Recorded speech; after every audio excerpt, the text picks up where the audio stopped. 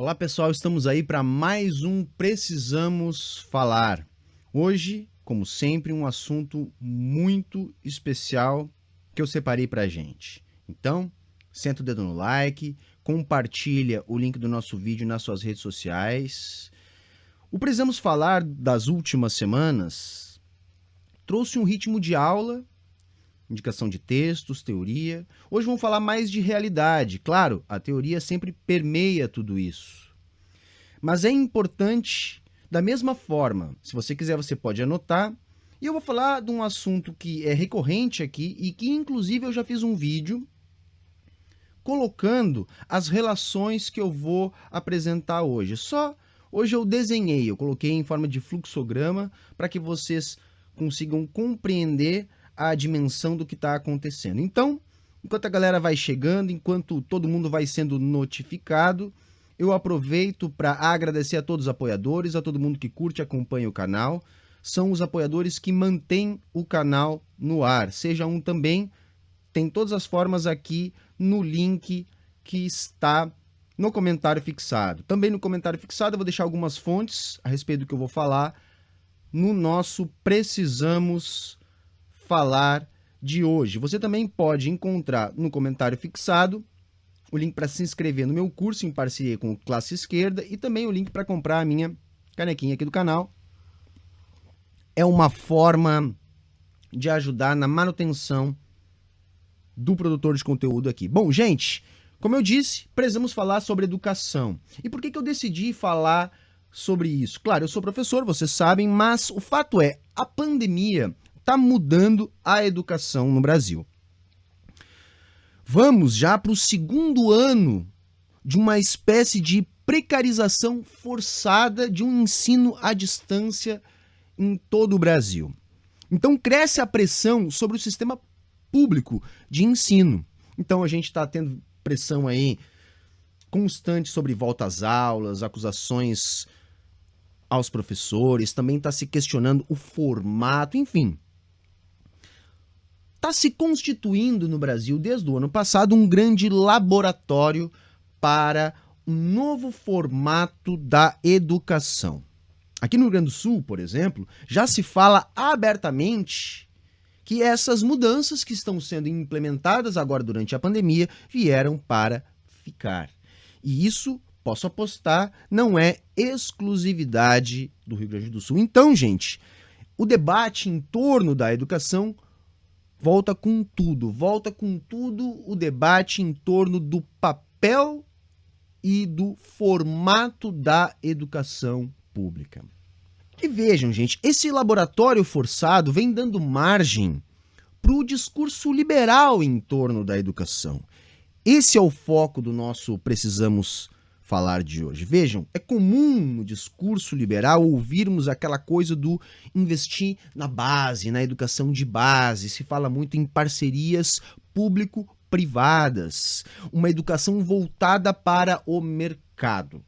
A desculpa para essa educação voltada para o mercado circunda questões como, por exemplo, eles usarem isso como o responsável pelo desenvolvimento dos países ricos. Então vem aquela desculpa, olha, esse tipo de educação, esse investimento na educação de base é o que desenvolveu os países que ficaram ricos nas últimas décadas.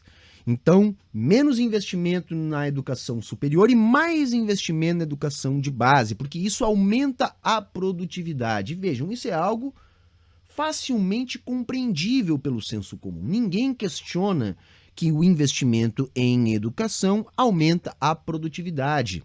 Os liberais também dizem que o investimento na educação de base e esse tipo de educação voltada para o mercado aumenta a eficiência do gasto público.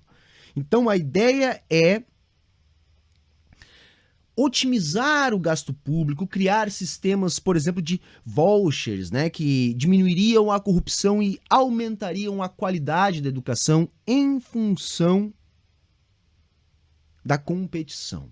Então, Menos investimento na educação superior, eles advogam, mais investimento público, evidentemente, na educação de base. Os liberais vendem um apoio à educação a partir desse discurso. Só que oferecem um tipo de educação, já que ninguém é contra essa ideia de investimento na educação, cujo objetivo não é educar. E é isso que eu vou tentar mostrar para a gente hoje no nosso programa. O objetivo da educação que os liberais defendem é lucrar. Portanto, essa ideia de eficiência, de investimento na educação de base para aumento da produtividade e desenvolvimento da nação é muito mais discurso. Primeiro porque a educação sozinha não explica o desenvolvimento de nenhum país. Aqui no Brasil mesmo nós tivemos um exemplo do que acontece se não há uma sincronia entre investimento na educação e planejamento do desenvolvimento da nação. Nós temos fuga de cérebros ou aquele engenheiro que virou Uber. É isso que acontece. É claro que se nós olharmos para todos os países que se desenvolveram, em todos existiu grande investimento na educação. Mas jamais esse investimento em educação veio fora de um projeto nacional de desenvolvimento comandado por o Estado. Então, esse é o primeiro ponto. O segundo ponto é que há uma diferença brutal entre o que se tem a partir da educação pública e o que se tem a partir da educação privada. É completamente diferente. Vejam, a educação pública, ela visa a formação do cidadão, enquanto que a educação privada prepara o cidadão para o capitalismo. A lógica da educação pública é a lógica da construção da sociedade, enquanto que a lógica da educação privada é a de uma educação específica para o capitalismo. A educação pública trabalha com a essência, portanto, do que é a educação, do que se constituiu ao longo do tempo como educação, enquanto que a educação privada trabalha com ideologia. A educação pública tem como objetivo, portanto, o conhecimento, a construção do conhecimento, enquanto que a educação privada tem como objetivo aprimorar a lógica da competição individual. Isso produz resultados flagrantemente diferentes na vida do cidadão, que passa por um processo educacional voltado para o mercado, e aquele que passa por um processo educacional mais voltado para a sua constituição plena. Então é disso que a gente está falando hoje. E é esse o centro, ou uma das questões centrais do debate a respeito da educação que os liberais vêm fazendo no Brasil e, como a gente vai ver hoje ainda, já estão bem avançados no seu projeto, que é, no final das contas, um projeto de oligopolização do setor. Um projeto que visa abocanhar uma fatia nova para o mercado. Outro ponto importante é que esse discurso liberal, ele esconde o real motivo dessa aparente proximidade dos liberais com a defesa da educação. Como eu disse, o principal motivo é abocanhar uma reserva de mercado.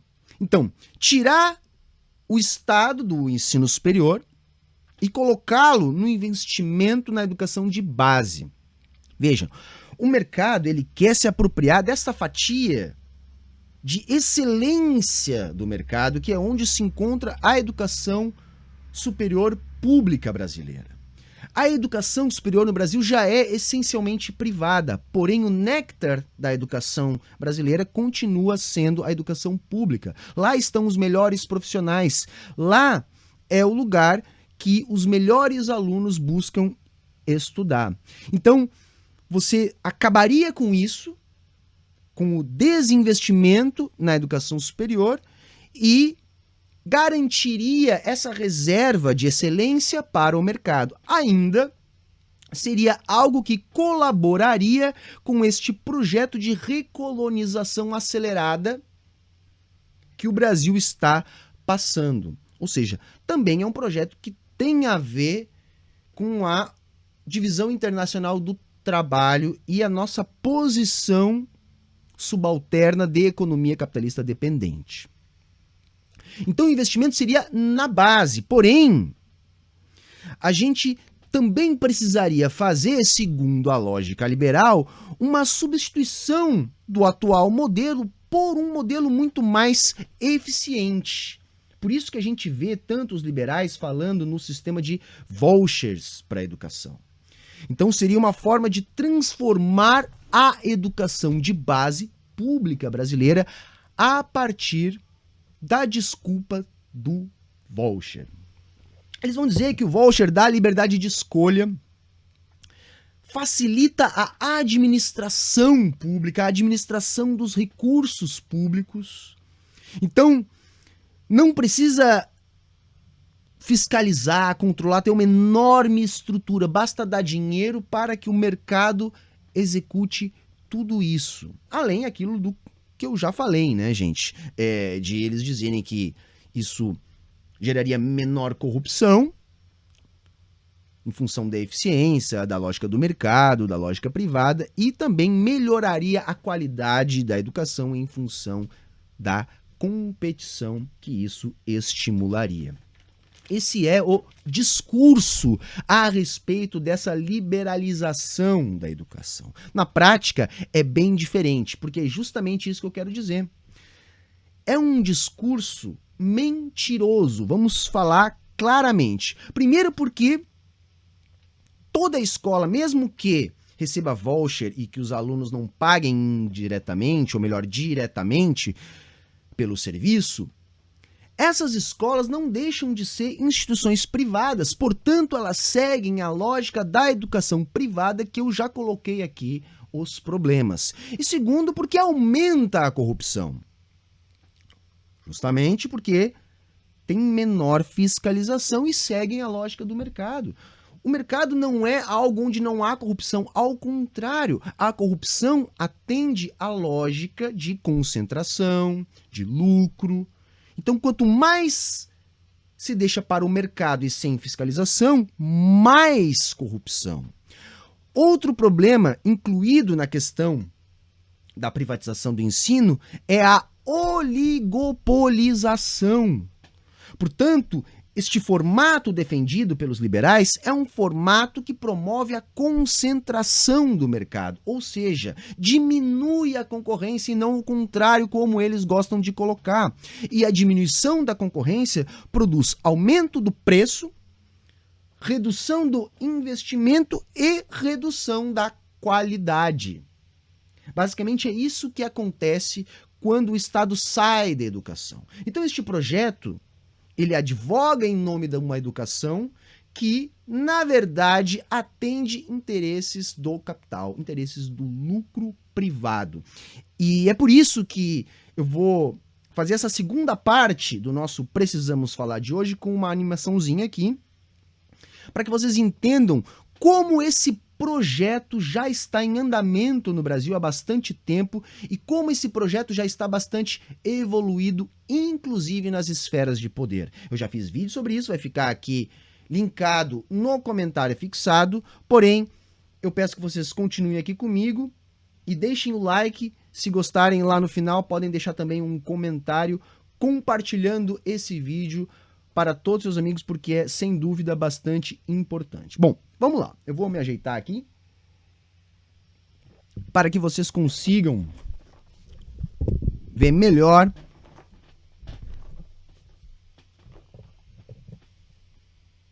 aqui a minha apresentação, que eu estou chamando de Projeto Monopolista para a Educação Brasileira, beleza? Vamos começar pela Fundação Lehman. Bom, vocês sabem o que é a Fundação Lehman, né? Do nosso querido Jorge Paulo Lehman, lá das cervejarias, dos condimentos, dos hambúrgueres, enfim, um dos homens mais ricos do mundo. Pois bem, A Fundação Lehman tem como missão formar líderes que resolvam os problemas do Brasil, entre outras coisas, evidentemente. E essa Fundação Lehman sustenta a RAPS, que é a Rede de Ação Política pela Sustentabilidade.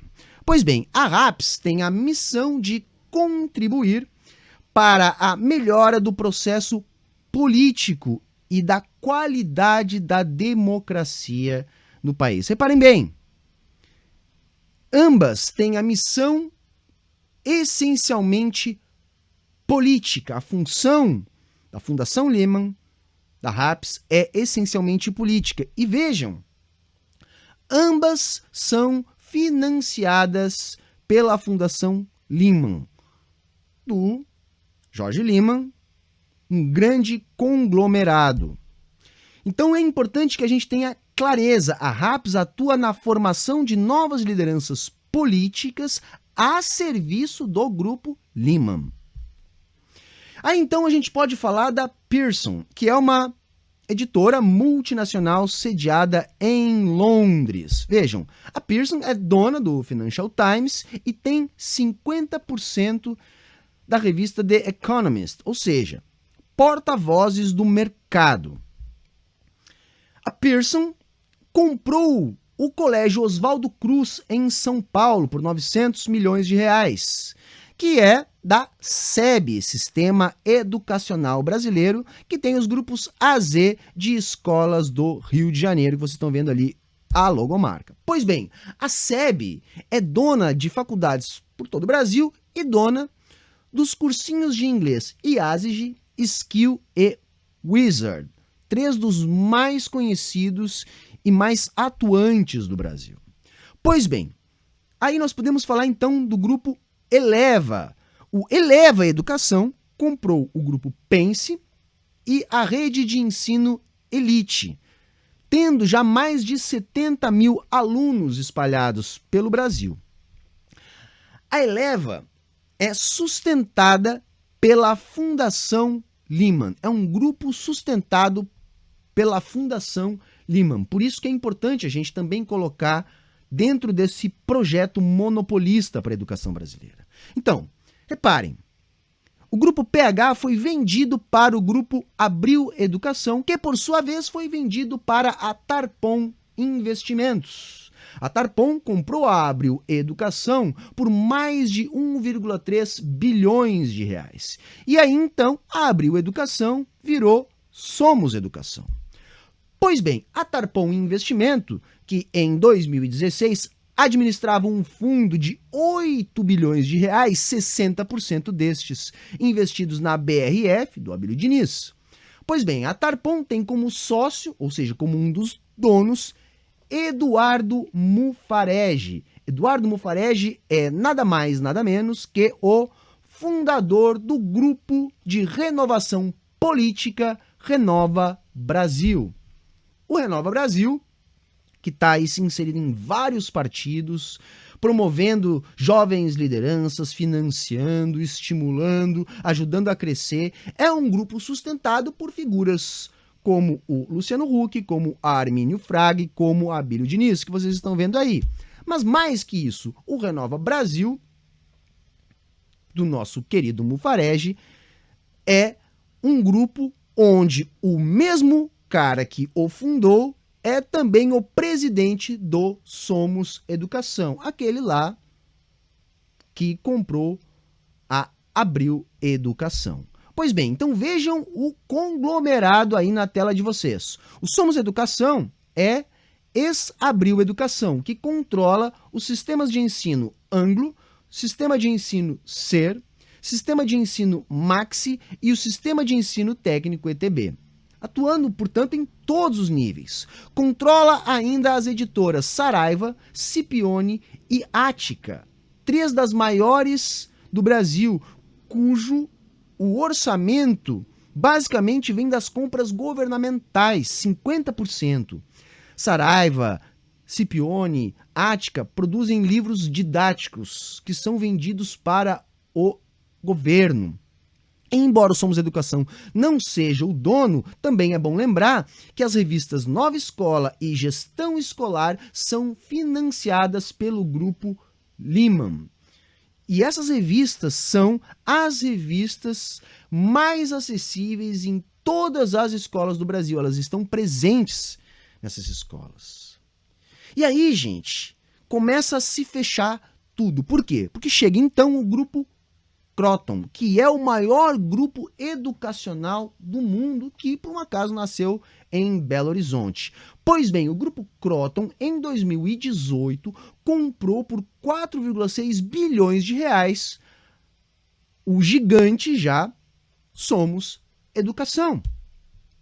Então reparem, Croton Educacional, Fundação Lehman, Somos Educação e o Renova Brasil, que é um grupo de ação política, são inseparáveis. Isso mostra como é fácil de identificar o projeto do capital para a educação brasileira. Por isso, esse discurso que coloca a educação como pauta. Mas a gente tem que se questionar: que educação? Educação para quem? Que tipo de educação?